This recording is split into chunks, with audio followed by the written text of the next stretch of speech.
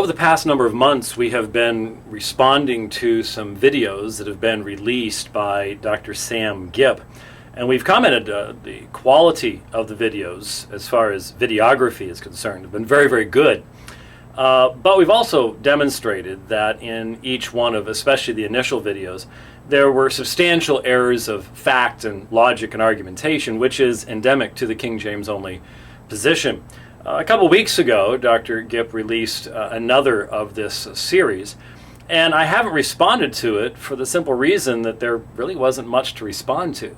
It was just a conversation that basically said that, well, if God wants to supernaturally preserve a particular text type or a particular translation, then he has the right to do so, which of course is not the issue.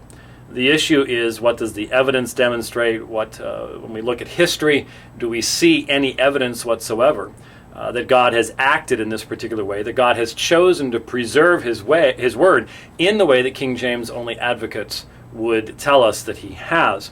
And so, given that I have been very busy of late finishing up a book on the Quran, and in fact, as of the recording of this program, we'll be flying to London tomorrow, and in just a matter of hours after that, we'll be debating in the South London Mosque, East London Mosque, I'm sorry.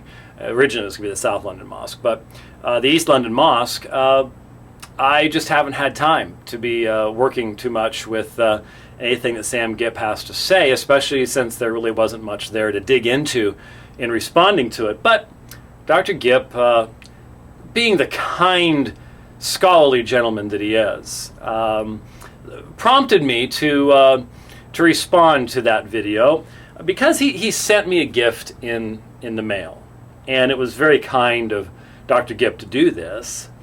Here's what the gift was. Here is his. It's a coloring book called "The Time When There Was No Bible" coloring book by Dr. Sam Gipp. So there it is. It's a coloring book, and it has little stories in it, and you can color the pages and things like that. I really haven't gotten busy on that. Now this one's an interesting page.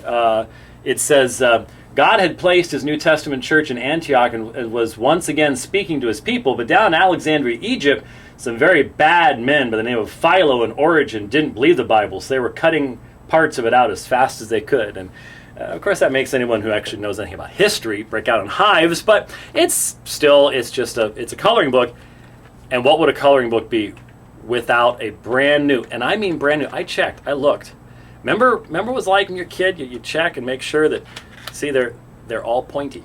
They are not used. These are brand new crayons. So he put out some bucks to send this to me. I'm going to tell you that. So I was very, very appreciative of Dr. Gipp doing so, and he provided a very kind letter as well, signed by Dr. Gipp himself that he sent to me. And it's on the letterhead of A Friend to Churches Ministries, www.samgipp.com. And it's even got his phone number and everything. I guess I could give him a call and we could chat about this. But here's what it says. It's dated September 4th of 2012, addressed to me at our P.O. Box. It says, James, you looked so lonely down there in your basement, talking to your computer. So I thought I'd send along my newest book to give something more meaningful to occupy your time. One that is more on your level of understanding. Maybe this will help you leave your error behind and gather up enough faith to actually believe God has a perfect book, capitalized B, somewhere on this planet. Please remember the two most important rules. Number one, stay within the lines. And number two, don't eat the crayons. Looking forward to the day you turn from your error, Dr. Samuel C. Gipp. Well, it's so kind of Dr. Gipp to have forwarded me this letter and this wonderful coloring book. It does seem to be about the level of Dr. Gipp's argumentation, certainly as it was demonstrated when Dr. Gipp had the opportunity to demonstrate how completely wrong I was, and other people like Dan Wallace and others on the John Ankerberg show many years ago. I think any fair-minded person would say it was the King James Only side that not only contradicted itself amongst its members, but was tied in logical knots. And you would think that if my responses, especially to the first few videos where we actually got into factual matters, historical matters, logical matters, were so bad that the best I can do is to be warned not to eat the crayons while coloring in a coloring book. That it would be easy for Dr. Gipp to point these items out. But as we have discovered over the years, King James Only advocates, they're not interested in dialogue. They are only interested in a monologue. And when refuted, they don't respond to the refutation. They don't refute the refutation. They don't correct it. Instead, as Peter Ruckman, his mentor, always has done, you respond with mockery. You respond with well, this kind of thing, sending someone crayons in a coloring book.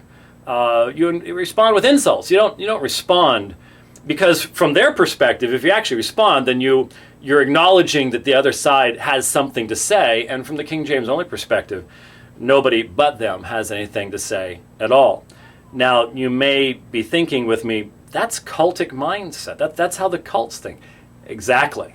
Dr. Gipp represents the cultic aspect of King James Onlyism, along with Gail Ripplinger and Peter Ruckman and the other radicals like that. Now, there are non-cultic King James Only folks who would never think of doing something like this, but they seem to be in the minority in that particular group. So I wanted to share with you just what kind of response you get, and just invite the viewer. Listen to Sam Gipp's videos. Listen to our responses. And by the way, this is my office. Dr. Gipp evidently is unaware of the fact that here in Phoenix, Arizona, we don't have basements. The ground really isn't. It wouldn't be much of an advantage in the Phoenix area. It's very hard, and it gets very hot. The ground temperature right now, it's just now starting to cool off here in Phoenix. It's probably about 90 to 93 degrees at its warmest in August. And so it really wouldn't be of any advantage. So we don't have basements. This is actually my office, which we rent from a local church. But I'm not lonely down here. I'm quite busy, and really I've got plenty of reading to do to keep me busy. In fact, a brand new book just arrived today. Very thankful that someone was kind enough to buy it for me. It's a very large work, The Early Texts of the New Testament, edited by Charles E. Hill and Michael J. Kruger from Oxford. This is pretty decent stuff, and this is the newest work on this subject. And of course, we're all waiting for that Brill book to come out in February or March of next year that has the material on the new papyri.